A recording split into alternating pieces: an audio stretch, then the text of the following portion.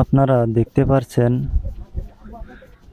এক সংগ্রামী নারী কিভাবে বেলুন বিক্রি করে তার সংসার চালানোর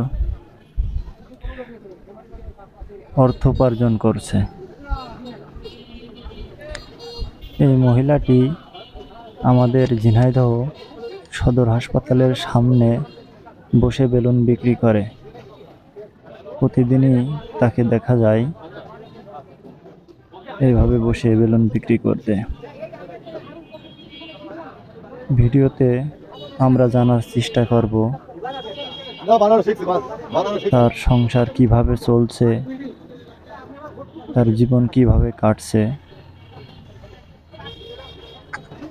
তিনি একজন নারী হয়ে কিভাবে জীবনের সাথে সংগ্রাম করে তার জীবিকা নির্বাহের কাজ করে যাচ্ছে। অথচ আমাদের সমাজে অনেক খারাপ লোকজন আছে যারা চুরি, ডাকাতি, খুন খারাপি করে অর্থ উপার্জন করছে। আমরা এখানে দাঁড়িয়ে লক্ষ্য করলাম সম্পূর্ণ বেলুন তৈরি করতে 6 পিস বেলুন লাগছে।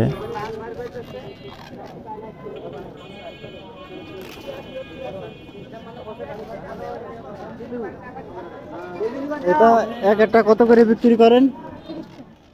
30 টাকা। দিন কতগুলো বিক্রি হয় আনুমানিক? দিন কতগুলো বিক্রি হয়? বাপরে, ওর হিসেব নেই। হিসাব নাই না? 100 বিক্রি হয়, 50 টাকা বিক্রি হয়, 40 টাকা বিক্রি হয়, কোনো হিসেব নেই।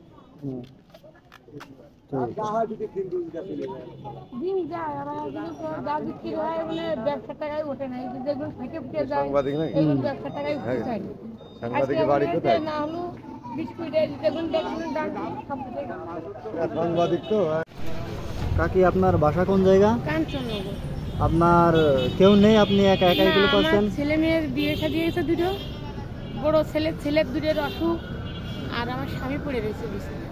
ও, আপনার স্বামী অসুস্থ বিছানায়? হ্যাঁ, কি সমস্যা? Heart block. ও, আপনার সন্তানরা কি করে? আমার সন্তান রিক্সা চালায়, একজনই রিক্সা চালায়। নিবারের সমস্যা। ও আচ্ছা। রক্ত দিয়ে যায় মাসে মাসে। তো এইটা দিয়ে কি আপনার সংসার চলে ঠিকঠাক? চলে না বাগান, খুব কম।